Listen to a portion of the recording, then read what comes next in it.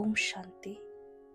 आज हम उस शक्ति के बारे में बात करेंगे जिसे हर युग, हर धर्म, हर परंपरा ने किसी न किसी रूप में पहचाना है। किसी ने उन्हें ईश्वर कहा, किसी ने अल्लाह कहा और हमने उन्हें शिव कहा।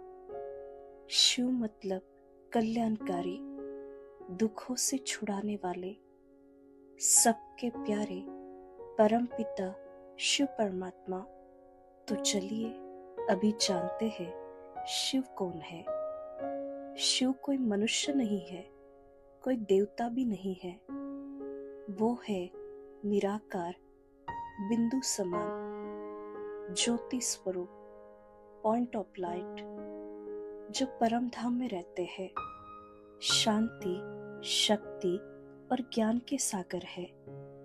उनका कोई जन्म नहीं, मरण नहीं, ना उनका कोई साकार रूप है, ना कोई मूर्ति है, लेकिन फिर भी वो सबसे अधिक पूजे जाते हैं। सबसे पहले उनका ही मंदिर बनाया गया है, जिसका यादगार है सोमनाथ मंदिर। अब सवाल ये आता है कि अगर वो साकार नहीं है तो फिर लोग उन्हें शिवलिंग में क्यों पूजते हैं? कभी हमने सोचा है? तो वो शिवलिंग प्रतीक है उस परम ज्योति बिंदु का, जिसे वेदों ने भी अजन्मा अविनाशी ज्योति कहा है, जिसके बारे में शिव पुराण में वर्णन किया है कि जब सृष्टि में अंधकार था तब एक अग्निस्तंभ प्रकट हुआ, जिसका न आदि था न अंत था। वो ज्योति ही परमात्मा शिव का प्रतीक है। वो रचयिता है। ब्रह्मा, विष्णु, शंकर जैसे देवताओं को शक्ति देने वाले शंकर देवता है, जो विनाश का कार्य करते हैं। लेकिन शिव शिव है, सभी आत्माओं के परमपिता परमात्मा, ज्ञान और शक्ति का स्रोत है, जो त्रिमूर्ति को भी आदेश देते हैं।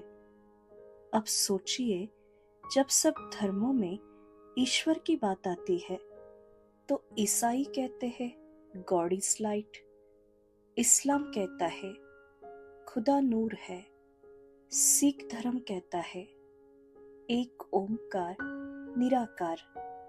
ब्रह्मा कुमारी में भी कहा जाता है परमात्मा है बिंदु स्वरूप, परम धाम निवासी, सर्वशक्तिमान।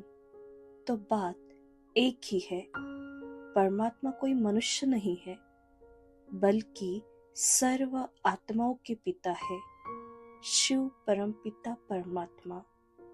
अब शिव बाबा कब आते हैं ये जान लेते हैं। जब इस दुनिया में अधर्म बढ़ता है, मनुष्य दुखी, अपवित्र और भयभीत हो जाते हैं, तो परमात्मा स्वयं आकर कहते हैं, मैं कल्प कल्प के अंत में आता हूँ, अपने बच्चों को ज्ञान देने, उन्हें पावन बनाने और स्वर्ग का अधिकारी बनाने के लिए। वही समय है जब शिव बाबा ब्रह्मा के तन में प्रवेश करते हैं और हमें सिखाते हैं, अपने को आत्मा समझो और मुझे याद करो। यही है सच्चा राजयोग, जिसमें हम आत्मा और परमात्मा के बीच वो रिश्ता जोड़ते हैं जो जन्म जन्मांतरों से टूटा हुआ था। शिव बाबा कहते हैं, मैं तुम बच्चों को पढ़ाने के लिए आया हूँ। मैं तुम्हारा बाप भी हूँ, टीचर भी हूँ और सदगुरु भी हूँ। मैं आया हूँ तुम्हें 21 जन्मों का सुख देने। अब सोचिए, ऐसा प्यारा बाप जो कुछ लेता नहीं है, बस देता है। शांति, शक्ति, ज्ञान, प्रेम और भविष्य की बादशाही। हम जब उसे पहचानते हैं तो एक स्वाभाविक प्रेम जागता है। वो कोई डराने वाला भगवान नहीं है, वो है सबसे प्यारा, सबसे दयालु, सबसे निस्वार्थ शिव बाबा। हमें उन्हें कोई मूर्ति में नहीं, अपने मन में, बुद्धि में, आत्मिक स्मृति से बाप की तरह, साजन की तरह, गाइड की तरह उन्हें याद करना है। क्योंकि जब ये स्मृति पक्की होती है कि मैं आत्मा हूँ और वो मेरा परमपिता परमात्मा है, तब जीवन बदल जाता है। आज दुनिया शिवरात्रि मनाती है, पर यह कोई त्योहार नहीं है। यह संकेत है उस अंधकार से प्रकाश की यात्रा का, जिसे भगवान ने संभव किया है। शिव बाबा कहते हैं, बच्चे, मैं तुम्हें बरसात देने आया हूँ, लेकिन तुम्हें मुझसे प्यार करना होगा। अपने को आत्मा समझकर याद करना होगा। सभी विकारों से मुक्त होकर मुझे अपना साथी बनाना होगा। तो आइए अब सिर्फ यह न पूछे कि शिव कौन है, बल्कि अपने दिल से कहे, हे शिव बाबा, अब आप मेरे हो और मैं आपका हूँ। कर्म करते हुए, कर्म योग में रहकर मैं आपको याद करूंगी। ये सच्चा प्रण हम अपने आप से करें, भगवान से करें।